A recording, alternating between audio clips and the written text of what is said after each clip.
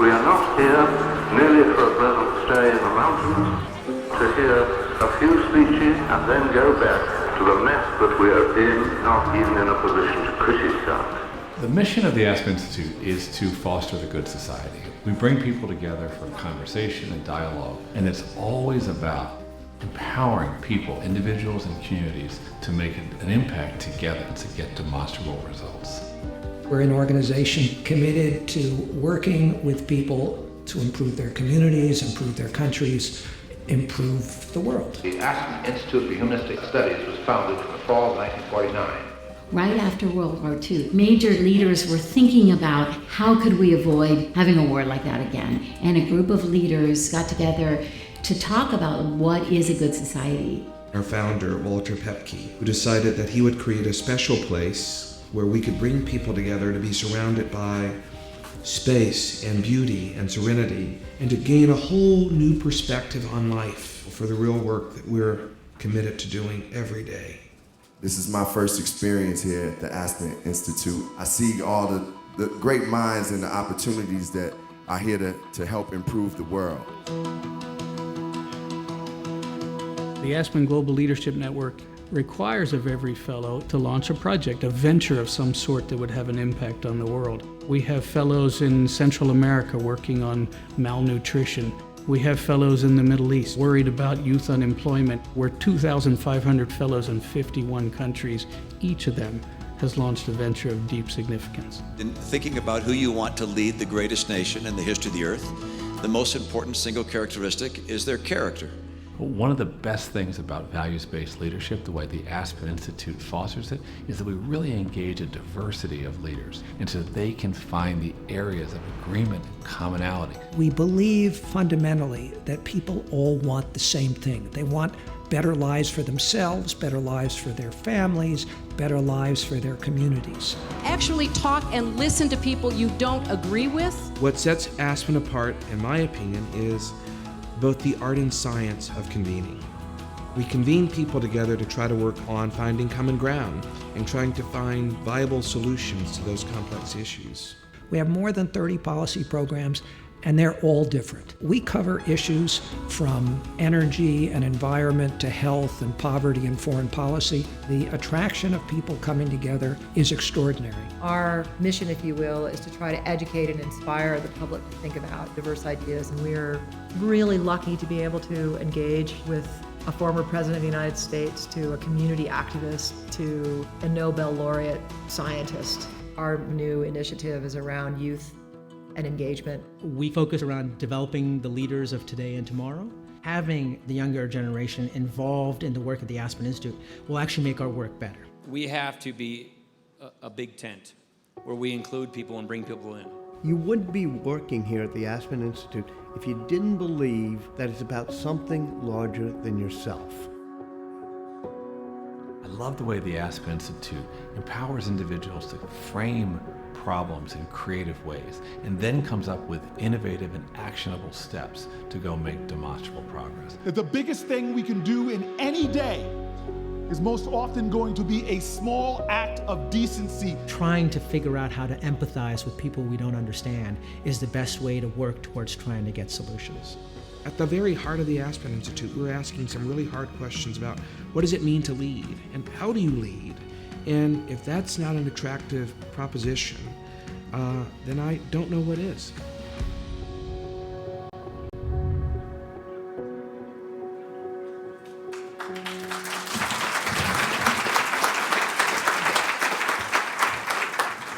Hi everyone, good afternoon. My name is Nia Yusuf. I'm the Country Managing Director for Accenture in Nigeria, and I'm also a fellow of the 5th class of the African Leadership Initiative West Africa, ALIWA. Nigeria has an employability problem with 36% youth unemployment and less than 20% of our graduates being able to get their first job within the first 2 years. So my action pledge is to develop and inspire more than 1,000 underprivileged Nigerian graduates to get their first job through training, mentoring, coaching, interview readiness workshop, and partnership by 2020. Thank you.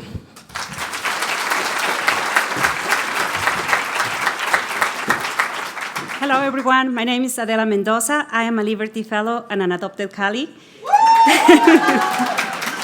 In 2015, I made a pledge to develop leadership, Hispanic leadership in South Carolina to address a gap in inclusive leadership, leaders that can truly relate to the issues of underserved communities. And today, I'm renewing that pledge. I am pledging to develop leadership development and self-discovery opportunities for Hispanic emerging leaders to collaborate and to lead across cultures and sectors. And my plan is to develop 100 leaders by 2020. Thank you. Hello, my name is Caprice Young. I'm in the Pahara Fellowship. Go Pahara.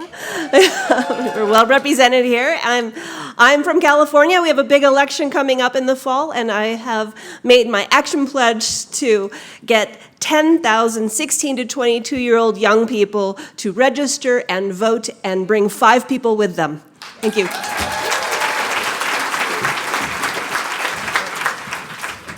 Good afternoon, everyone. I'm Javier Bru, CEO and founder of International Marine Experts. My action pledge, I'm Cali 13. Forgot it.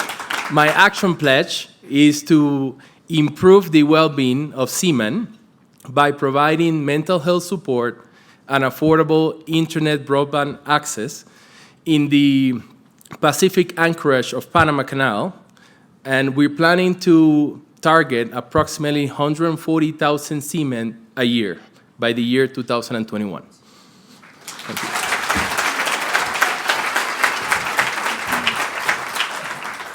Hi, I'm Naven Salem, founder and CEO of Odysseia, and Henry Crown Fellow Bones and Elephants class. My action pledge is to take all of you on a field trip with me.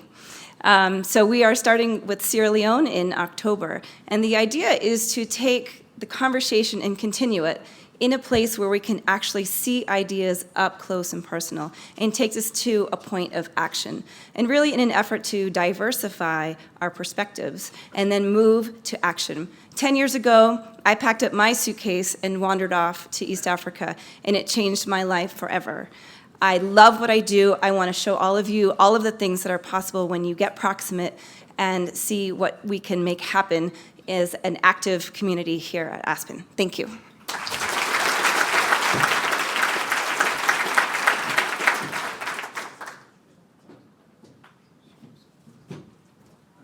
Hi, everyone.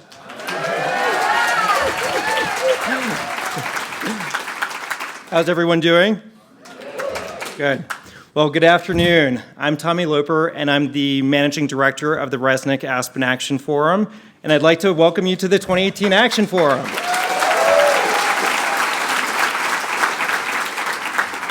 Our theme this year is fearless leadership, and to walk the walk, the team thought it was only appropriate to have the person with the greatest stage fright on stage to welcome you all, which is why I'm here today. So we'll talk about that more in just a second. Fearless leadership, that is, not my stage fright. But first, let's recognize who's in the room with us today. As you can tell, this is our biggest group ever. We have 450 people in the room.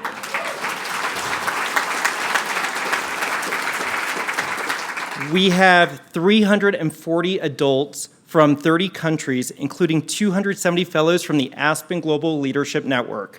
We have fellows from India, the Middle East, Africa, Central America, China, and all over the United States. If you are a fellow from the Aspen Global Leadership Network, please stand. Welcome, everyone.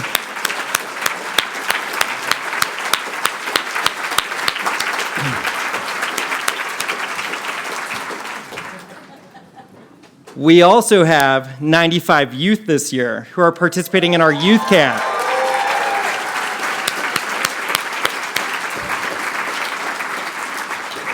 Including my niece Zoe, who is participating for her first time. So welcome, Zoe. So glad you're here with your mom and dad and my husband Dirk too and sister Malia.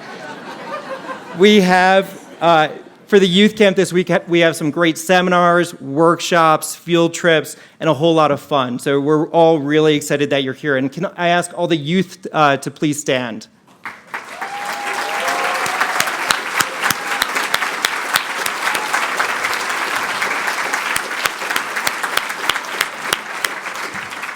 Thank you. We also have the Aspen Institute's new CEO, Dan Porterfield, here with us today. Dan, please stand. It's been great to have Dan on board, and over the next few days, you're going to meet with him in dialogues. Tomorrow, he's going to be running a workshop, a guided journaling exercise with the youth camp to help them identify their passions and needs of their community and how they can take leadership to solve those sorts of problems. And then on the last day, we have some fellows who are going to introduce or interview Dan on stage at our closing plenary. So Dan, thank you. And I'd also like to welcome Karen, Dan's wife. So Karen Hurling, please stand. Thank you. We have Lynda and Stuart Resnick with us today. Woo!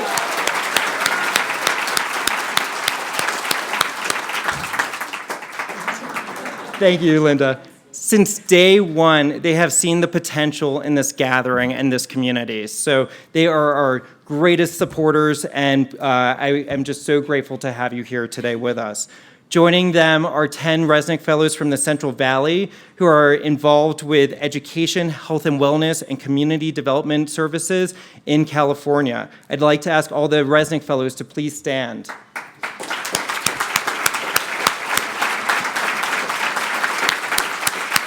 Welcome, everyone.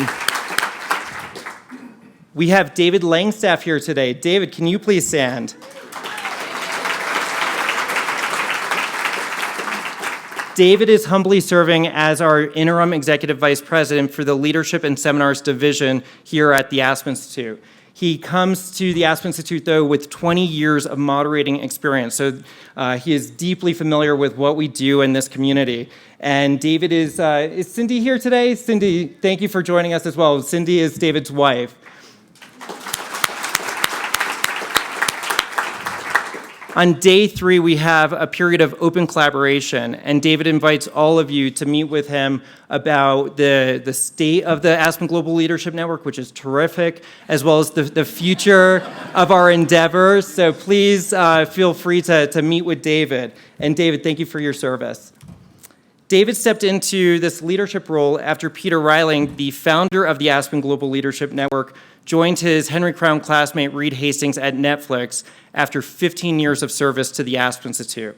Peter is here with his wife Denise and daughter Ava, and this evening we're going to be celebrating you with a whole lot of Bob Dylan music, crab cakes, dancing, and maybe a roast or 7. So we're really excited for you to be here. Peter, please stand.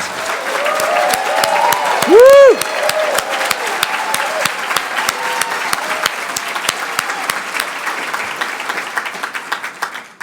Also in the room are 35 moderators, our most ever.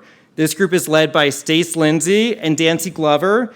I'd also like to recognize Paul and Mary Anderson, who saw the need to develop and train a global moderator cohort for us to grow the network and have programs like the Action Forum. So could I ask all the moderators as well as Paul to please stand?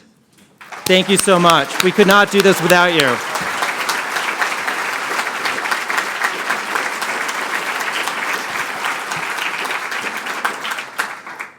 The Action Forum and the Aspen Global Leadership Network are also so fortunate to have such strong supporters from the Aspen Institute's Board of Trustees.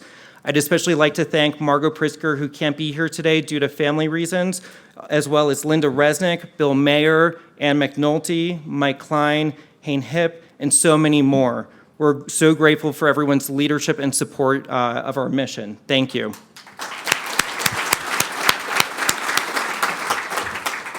And I stand here representing a team of 100 amazing individuals who work on this event year-round. This includes members of the Aspen Global Leadership Network, the conference services team, vendors, volunteers. So if you are contributing to the Action Forum in any way, could I please ask you to stand for also a round of applause?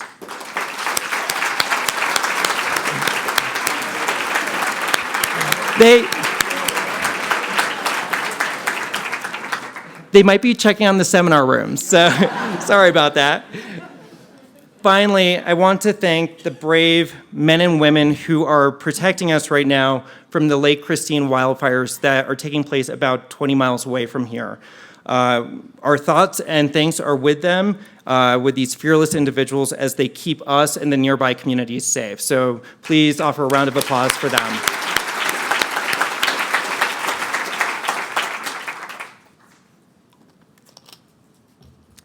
Like all years, we start planning the action forum about 24 hours after the last one ends. Through conversations with fellows about the 2018 program, we heard unsettling concerns about the current state of the world, no matter what corner of the globe you come from. Shifts in trade and the global economy, changing politics, the rise of nationalism after a more globalized world, increased social fragmentation and isolation felt by millions. We also heard uncertainty about our future. What's the limits of artificial intelligence? What's the role of the human in the future? And how can we better prepare youth? What are the most important values for leaders to have as society navigates this inflection point? How can we build and adapt our society to create opportunities in the challenges that we now face? And for other issues, the status quo simply will not do. Access to capital and economic mobility, racial, gender, and LGBTQ equality, the treatment of migrants in desperate need of human compassion. It became clear to our team that the best way to explore these issues is through the lens of fearless leadership. And yesterday marked my 10th anniversary with the Aspen Institute, working with the Aspen Global Leadership Network. Thank you. And I say that because I have seen how this community faces fear head on. For some in this room, fearless leadership is an everyday act. Leading your business or organization through really uncertain times, leading your family through health scares or the loss of a loved one, leading authentically as a proud gay, lesbian, bisexual, transgender, or queer person. For some with us, fearless leadership emerges due to extraordinary situations, like the wave of women and men who declared Me Too to sexual assault and harassment, and when fellows in the Central America program band together to work for a peaceful resolution to the deadly unrest that's ongoing in Nicaragua. Fearless leadership is when youth step up as role models when adults are simply not up to the task. Fearless leadership is when journalists, especially those in this room, speak truth to power at great personal risk. When leading fearlessly, it's easy, and sometimes it can feel really necessary to wear a mask. This action forum is for you. Drop your mask and do some self-care this week. The Action Forum has always been a program for fellows by fellows. Use this time to refresh and recharge. Tend to your heart and your soul with friends old and new. They're around you now. Tend to your body on one of our morning hikes or during the 5K run walk sponsored by Nike. Tend to your values and your mind in one of our dialogues. Bring your authentic self, actively listen, and challenge your own perspectives on issues. Use this time to recalibrate. And tend to the urgency within each of us to build the good society, starting with your own community. We're off to a strong start with over 200 action pledges collected alone this year, but we need more to hit our goal of 100% participation. That means everyone in this room, every adult, every youth, needs to make an action pledge. Please take one of these stickers and stick it on that great big wall, that 40-foot wall in the Marble Garden, so that we can close the gap between challenges and solutions in our society. And as such, I'm holding myself accountable to all of you. About 3 months ago, I started to work with David Brooks, who is also here today, to launch a new initiative at the Aspen Institute called Weave, the Social Fabric Project. Weave aims to tackle the rise of social fragmentation, isolation, and distrust in society by launching a decentralized effort around local community building. Through my work with Weave, my action pledge is to galvanize 100 communities in the United States to participate in local dialogues in an effort to rebuild our national fabric by 2020. I hope many of you will engage with us in this work. Thank you.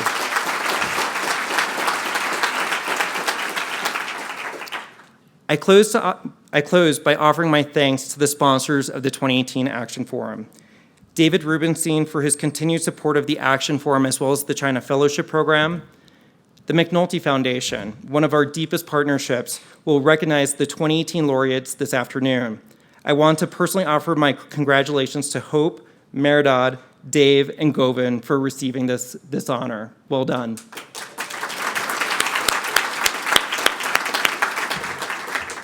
As part of the McNulty celebration this afternoon, J. Cohen Gilbert will host a conversation with Darren Walker, president of the Ford Foundation, who also serves as a judge for the McNulty Prize. Darren, we're delighted to have you at the Action Forum here today. Thank you. And be sure to read the McNulty case studies that were distributed at registration this morning that highlight fellows as they go from moving from thought to action and the pivotal moments that they address along the way. The Skoll Foundation, sponsor of the Power Proximity Dialogue series, with 6 Skoll awardees who are leading impressive systems change work around the world.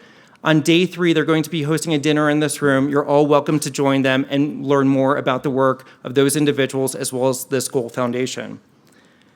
The global law firm Paul Hastings, who has 4 executives and partners here today to support your action pledges with pro bono legal and professional services pretty much anywhere in the world. To date, 40 fellows have received a whopping 1,000 hours of support from their team. Thank you to Paul Hastings for their ongoing support.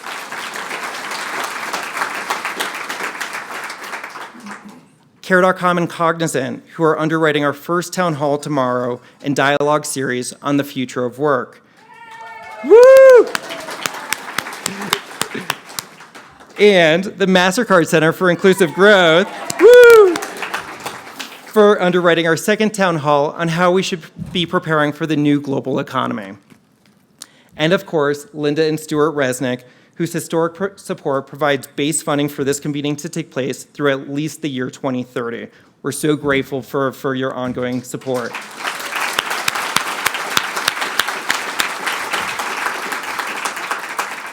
For those of you who have gotten to know Lynda and Stuart, you'll recognize a similar doer mentality. Just last month, I was in Delano, California, and saw again the scale and sophistication of their work addressing education and health and wellness efforts in the California Central Valley. Please join me in welcoming Lynda Resnick to the stage.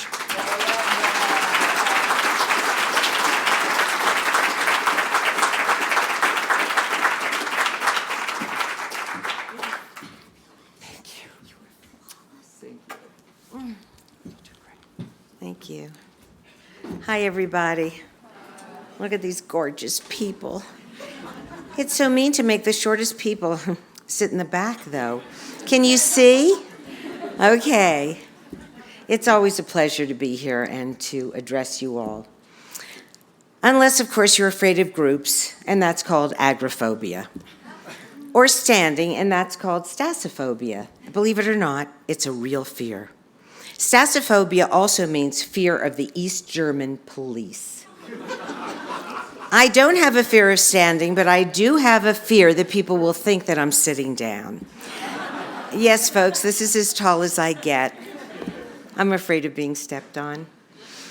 In case you couldn't tell, the theme of this year's forum is facing your fears and leading with fearlessness.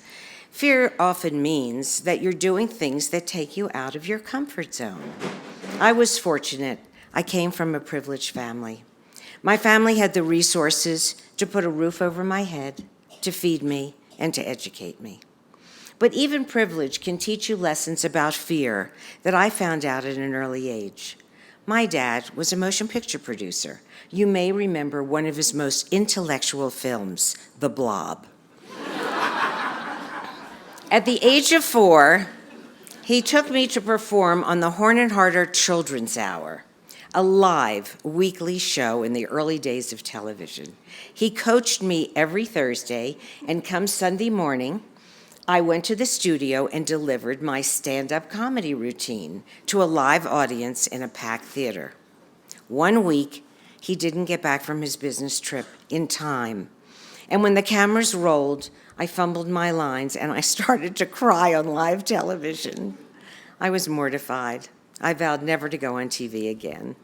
When I got home, all the neighbors' kids were delighted to see that the precious little star fell flat on her face. But their teasing pushed me, and I was back in front of the cameras the following week with my head held high, or as high as it gets. And yes, I did well. I nailed my lines. I know it's not the most frightening situation anyone's ever been in. Many of you grow up in countries around the world and work in countries around the world with far bigger problems. But according to studies, people's number one fear is doing exactly what I was doing then and what I'm doing now, public speaking. Number two is death. Does that sound right? That means that the average person, if you go to a funeral, you're better off in the casket than you are doing the eulogy. Anyway, my TV meltdown seared several valuable lessons into my very young mind. Always be prepared. Don't let your doubts and fears take control. When I was 19, instead of finishing college, I decided to open my own advertising agency, aptly called Lynda Limited. And by the time I was 25, I was divorced with 2 children and one with special needs. Raising Jonathan with his epilepsy and learning disabilities has been a constant struggle of my life. I have been in fear every day for him. Fear for his well-being, fear of making the wrong choices for him and the rest of the family. But I'm grateful. I had to be strong, and that's where I think a great deal of my humanity was born. If you're looking for fearlessness, look no farther than the moms of the world. As I was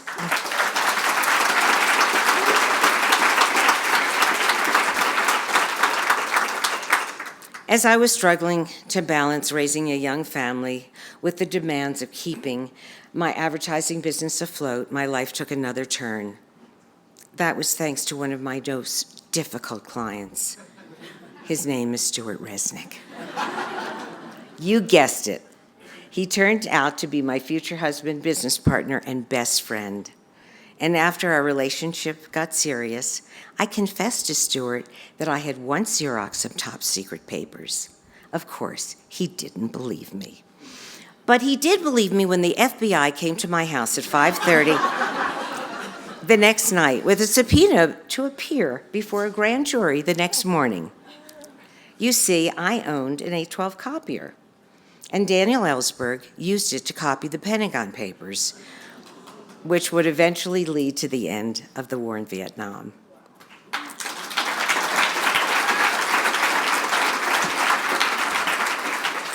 I was on trial with Daniel Ellsberg as an unindicted co-conspirator. Talk about fear.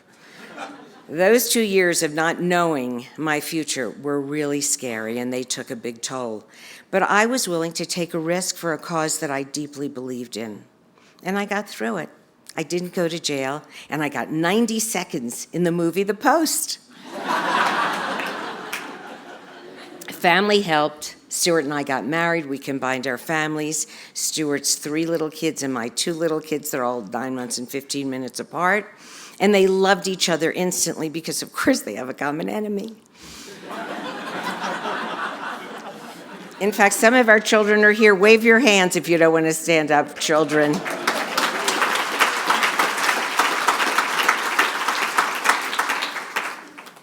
We joined forces as husband and wife, work partners, and we began to build the business that would become the wonderful company. I say to the women in this room, do not try this at home. Of course, it worked out. We've been happily married for 35 years, and out of 45, that's not bad.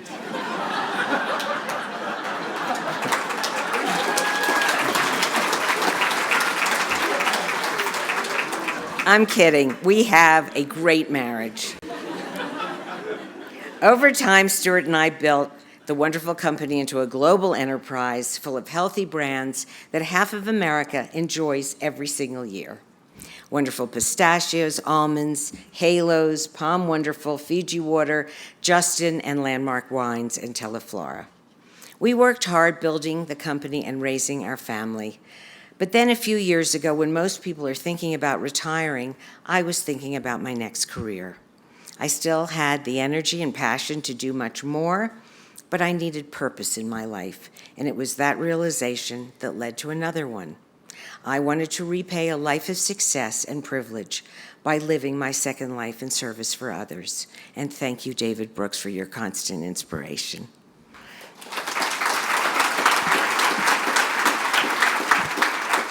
Sure, we supported many worthy organizations, including art museums and hospitals, and something we're particularly proud of, the Resnick Sustainability Institute at Caltech.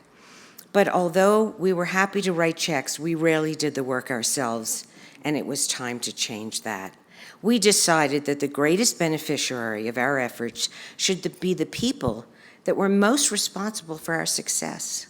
Our 5,000 employees and their families living in California's fertile, yet often forgotten, Central Valley of California. Most of us are blissfully unaware as we enjoy our kale salads that the Central Valley grows 2/3 of the nation's fruits and nuts and 1/3 of the vegetables. Sadly, the region that has the highest farm revenues ranks among the poorest in the state and the nation.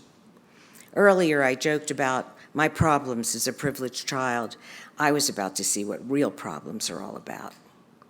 I was heading into communities where people had to deal with life-threatening situations daily, going without food, the constant dark shadow of immigration, inadequate schools, never going to college, and most of the time, 30% didn't graduate high school. Impossible daily decisions. Should I buy a new pair of sneakers for my kid or put more food on the table? Looking back, it's hard to say how terrified I really was. I was starting over, like the first day of a job, fresh out of school. Besides, who was I to come into this place and tell these people how to live or what they needed? I approached the problem the way I do in business. I did research. We would never build a business without understanding our consumer. Likewise, we could never begin a project without thoroughly understanding the needs of the people there. Nothing reduces fear better than knowledge. For 6 months, we did our due diligence. We pored over maps and visited town after town. We met with school boards, teachers and principals, sheriffs and fire departments, community activists, and local leaders. Most were happy to hear of our involvement and supported us, but others were told by their supervisors, don't talk to them. Disappointing, but we were not deterred. After weighing all the options, we chose the little unincorporated town of Lost Hills, 13 miles from our pistachio plant. That's what it used to look like.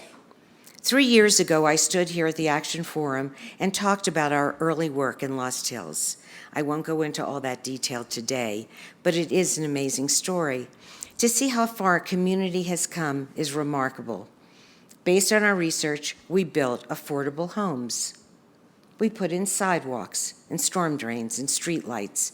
We paved the roads, and we planted drought-resistant landscaping. We did much of the work with the help of the Lost Hillians. And at the heart of the community is Wonderful Park, an incredible site. It has 2 community centers, 2 soccer fields, basketball and volleyball court, and a playground. And there's a huge variety of community activities every day, from Zumba classes to English as a second language to computer skills and so forth. But here's the problem. What good was all this work we were trying to help if the people didn't live long enough to enjoy it?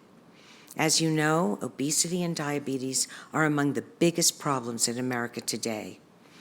A staggering 84 million Americans are pre-diabetic. That's 1 in 3. Many don't even know it. What's more disturbing is that more than 70% of those individuals will go on to develop diabetes. Just last month, the Center for Disease Control reported that the growing obesity problem is significantly higher in rural communities in America. In the Central Valley, almost 1 in 2 adults and 1 in 5 children are obese. An internal survey we conducted a few years ago estimated that 87% of our own employees would develop pre- or full diabetes by the time they reach their 50s without intervention. Sadly, 12% of our employees had diabetes already, a figure above the national, state, and even local rate. These are shocking statistics. To begin to find a solution, my team and I conducted in-depth and often emotional focus groups with our employees. Pretty quickly, we knew we needed to start a robust health and wellness program throughout the Central Valley in our orchards and processing plants. We interviewed 26 outside healthcare providers. We didn't like any of them. We had to do the work ourselves. That realization came with a new and deeper fear that I'd ever experienced. If I fail with a new product launch, we earn a little less money. But if I completely upended our approach to healthcare and failed, it would affect a lot of people in a serious way. It's not an exaggeration to say that there were lives at stake, and that's a big responsibility, but we felt we had no choice. Thank God I'm not making all the medical decisions. We created Wonderful Health and Wellness to attack the problem on every front, in the workplace, at home, and in schools. To lead a life of wellness, these families needed to access proper tools and care. 3 years ago, I stood here and made an action pledge. The exact wording is on the screen. I pledge to effect a positive, meaningful change to improve the health and wellness of our employees and families in the Central Valley. Last time I was here, I showed you artist renderings of how our clinics would look and how we plan to staff them. I'm proud to say these are no longer concepts. A little over 2 years ago, we opened 2 wonderful health and wellness centers, one in Lost Hills and the other one in Delano, and this is our fabulous team. These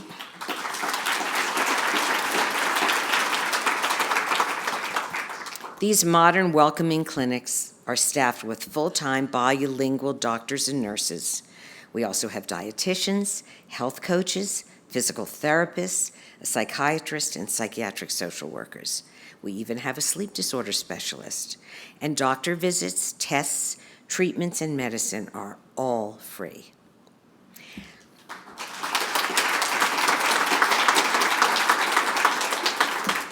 Looking at all those happy faces, it appears that we just opened our checkbook and wrote some checks. But it wasn't that easy. It's very hard staffing in the Central Valley. And we have an entire talent acquisition team that spends their time looking for the great professionals who are inspired by our vision and are willing to locate. Convincing the local people to live healthier lifestyles and take advantage of our program is also something that we struggle with every day.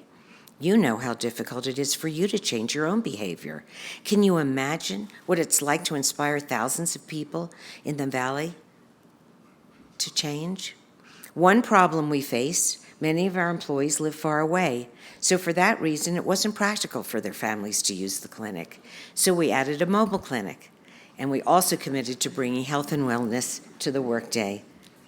And there's our Raymond Sy, our doctor who runs the mobile clinic. And he's not just a doctor, he's also an opera singer. And that's the truth. We also have fully equipped gyms on site. And at every break, we offer employees free healthy snacks. There are no sugary soft drinks or energy drinks in our plants or our orchards.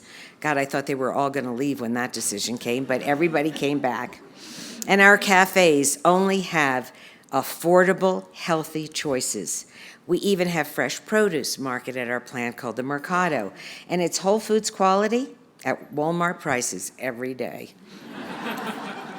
We recently launched a health ambassador program, and these are employees who go above and beyond their normal day's work. And we will soon have 40 health ambassadors helping their coworkers make healthier choices. It's a full court press, as you can see. So you might ask, how's it working? In 2015, 50% of our employees were pre-diabetic. Today, I'm pleased to report the number is down to 29%.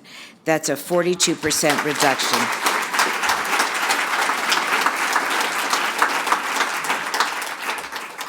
You have no idea how this disease affects not only the person that is sick, but the entire family. So it is life-changing to make this approach. I hope you agree that our 2015 Action Pledge wasn't just words on a page, we delivered.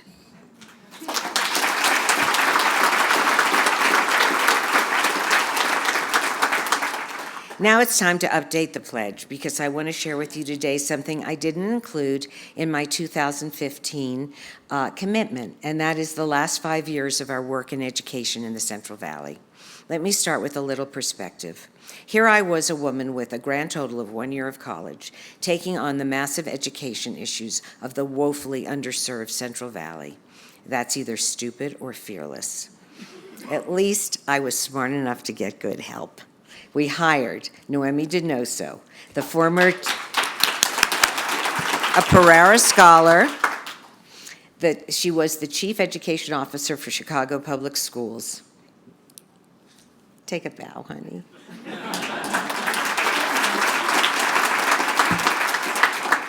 I figure if she could survive Chicago's school system, she could handle this project.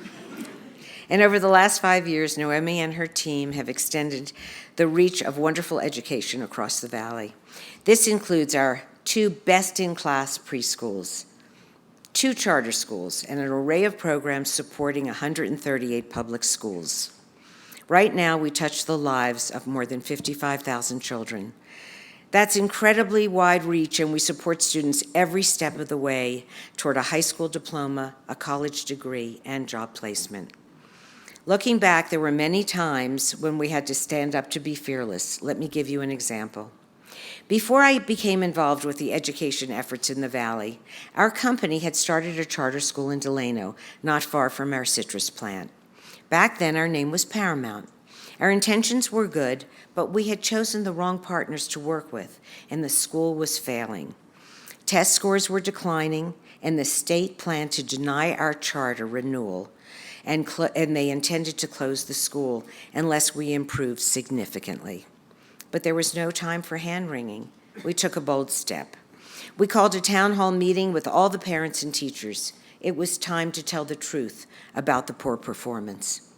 If we don't turn this test around, our school will be closed in 4 short months. We had 4 months. What happened next was one of the most inspiring moments in my whole story in the Central Valley. As the mic passed from parent to student to teacher, each pledged to do whatever it took to save the school they loved. Tears were flowing. There was a huge sense of determination. Test scores needed to go up by 46 points to remain open. In 4 short months, Noemi and her team got our scores up 48 points, and the school hasn't looked back since.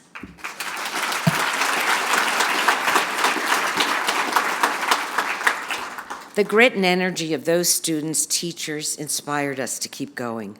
And when you're faced with seemingly insurmountable obstacles, the first thing you should do, and I do, is to step back, take a deep breath, and remind yourself why I'm doing this.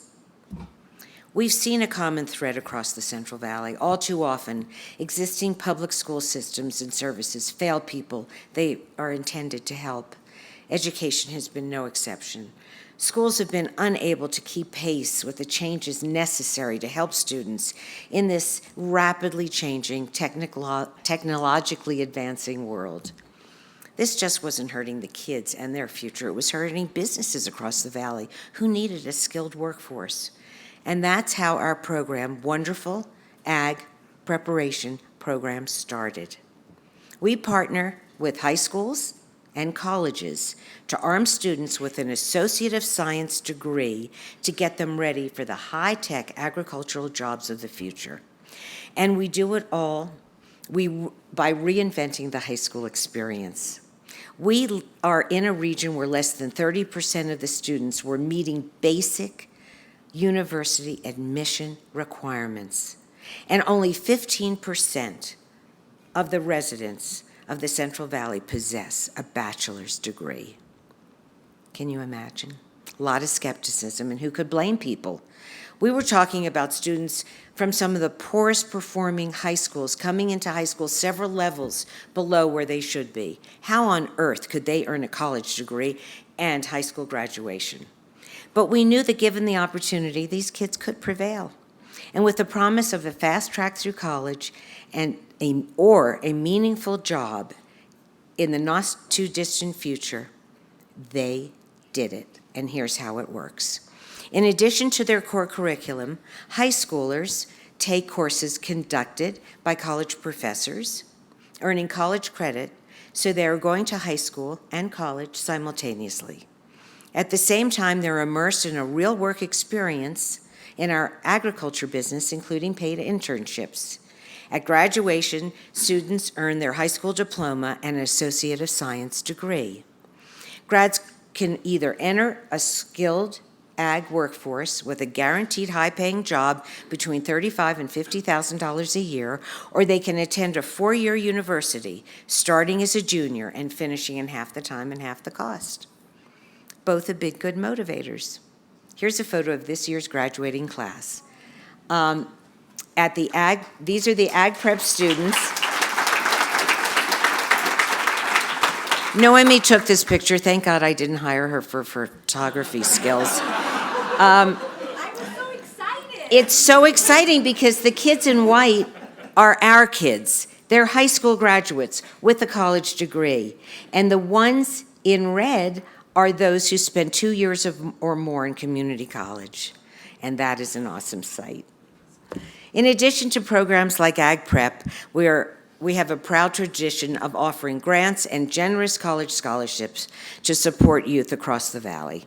This year, we awarded 223 renewable, wonderful college scholarships, the most in our history.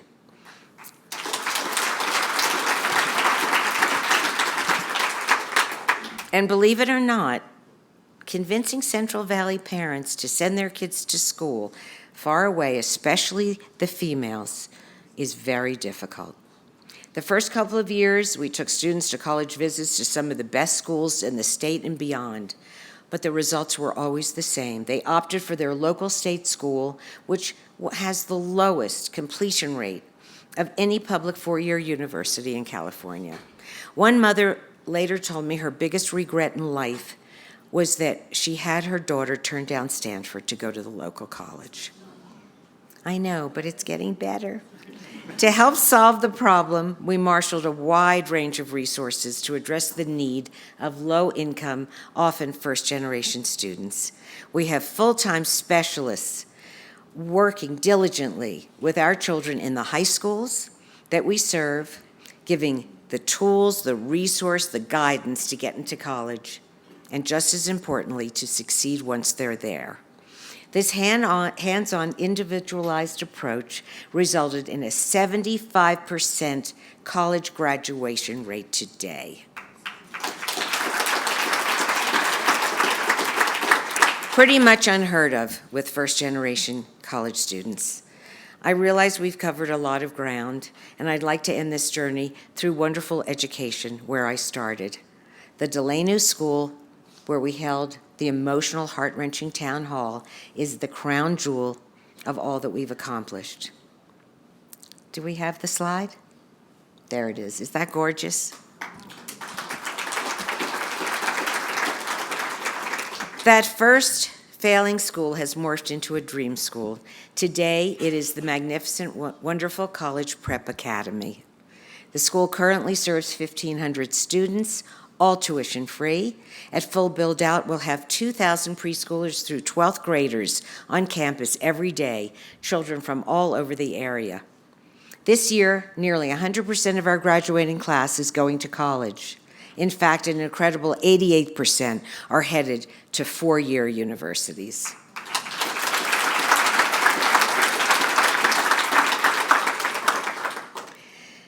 Perhaps the most remarkable statistic is that 86% of these kids will be the first in their family to attend college. They stand as a beacon of hope to their siblings and to the entire community. Perhaps the most shining example of what our students can achieve is Xochitl Morales. She's only one of 1,000 Gates scholars nationwide. And after being accepted by too many schools to mention, and I mean every Ivy League, Xochitl decided to attend Harvard this fall. Just imagine the opportunities she'll now have in life. The wonderful academy has also been highly effective testing ground for integrating health and wellness programs into our schools. We launched our Soldiers of Change campaign to train 10th graders to inspire their peers and family to eat healthier. In our very own teaching kitchen and learning garden, students learn how to prepare healthy food they've grown themselves.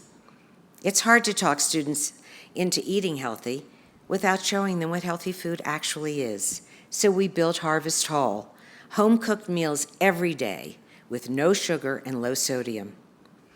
This is what we hope every public school could look like someday. We've taken our commitment to our students out of the classroom as well. We have fit and fun summer camps to help kids focus on their mind, body, and spirit. And as you can see, we've come a long way in a short time in education, health, and wellness. But it isn't time to rest on our laurels. There's so much more to do in our vision of the Central Valley. That's why I wanted to rework my pledge today. Let me read you my new pledge. The Central Valley of California is our focus. I pledge that we will continue to grow our holistic approach to improving health, wellness, and education of our employees, their families, and the communities. That means continuing to reduce incidents of obesity, diabetes, stress in their lives, and providing a level playing field of first-class educational opportunities. And the choice of those last few words was especially important. There's no question in my mind that kids from any background can achieve the most amazing things if you create a level playing field. I'm a big believer in the public school system when it's working right. Every child deserves to shine. And we're committed to help boost opportunities for young people in every Central Valley community. Demography is not destiny. But my new pledge is more than simply adding a commitment to education. It's about creating a virtuous circle. We've had success building programs in silos. We had to do it that way. They were startups. Now the next phase is to integrate them. To grow a healthy community takes healthy, educated, empowered residents. Each sustains the other. Our focus is holistic. Health and wellness and education will live everywhere we do our work, in our clinics, in the workplace, our charter schools, in the public schools, and communities across the valley. I leave you with one last thought. When I think of all the need in the world, it's easy to become overwhelmed, and I'm sure you all feel that way many days. We can't save the world, but we can make a difference in our own little corner of the world, and ours is in California. One life, one family, one community at a time. What I hope to do is create a model. The Central Valley has been the petri dish of all these programs. We started there because that was the greatest need we faced, but it's also a place that can influence outcomes. My dream is that we don't stop here. We're hoping our integrated model becomes an inspiration to other businesses, governments, community leaders, and other individuals. It's a small price to pay to work on these issues now rather than to mend them later when the system is broken. This has easily been the most fulfilling chapter of my life. I've experienced a true transformation with the power of ideas backed by hard work, supported by great teamwork, and propelled by fearless leadership. I appreciate the opportunity to share my experiences with you today. I know it's been a long speech, and I appreciate your patience. And as you go out in the world to face your own fears headlong, remember the words of FDR as he tried to calm a panicked nation gripped in the Great Depression. The only thing you have to fear is fear itself. Very inspiring unless you suffer from phobophobia, the fear of being afraid. Then you're screwed. Thank you.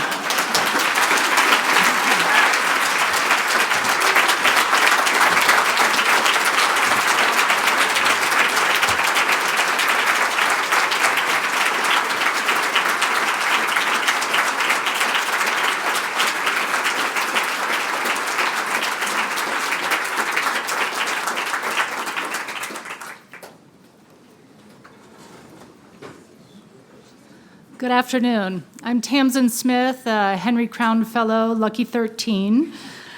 I think I'm the only one here to say.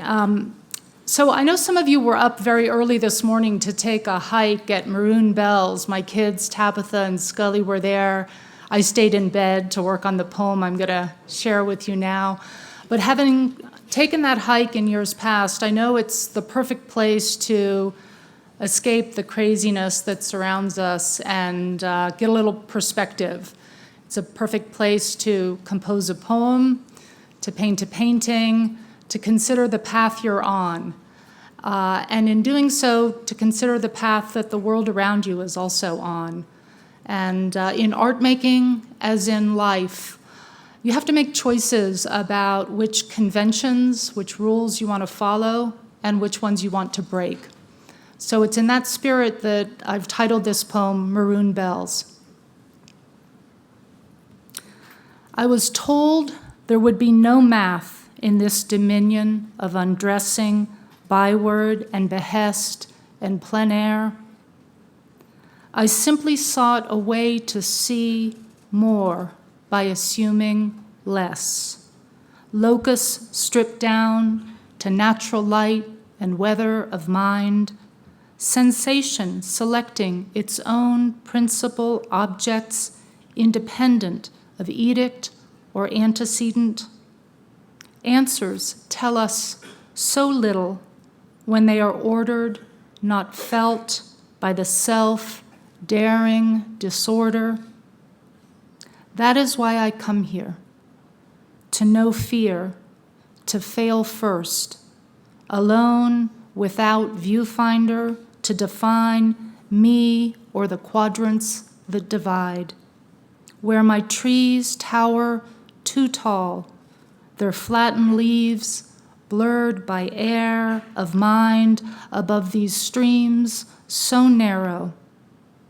It is hard to sort sky from shadow and wind shift, yet no one demands coherence from the painter, grumbling, what is she trying to say? This is the question for poets. As if we know much beyond, no one ever is, only one, among meadow and pure possibility, squeezing tubes and pleasing tones to accord answers as the absence thereof. We arrange and disarrange applications thick or faint to whim, yet within the sweet solace of freedom forgets the bothersome constraint of multipoint perspective. The need for paint to acquaint, to guide another's eye across the geometric plane towards some common vanishing point, such as a cliff or horizon, a gestured path, where we find ourselves treading water in the pooled law of concurrence, needing each other to stay afloat. Past pretending we're immune, we have had this fight before. Now is not the time for watchwords and euphemism, sides dividing from each other. Please stop saying you don't understand. Bring your imagination closer. What fools to think we can own knowing or each other. I drove a train through your mountains. He dug a tunnel in your sea, sunk the human odds. I am no better than you, or those we both dismiss. In the gut of the poem, a mouse hole, a crawling towards this. Heroes do not exist beyond history's peacetime wish. We intersect, two receding parallel lines appearing to converge. We are the tip of the iceberg. Thank you.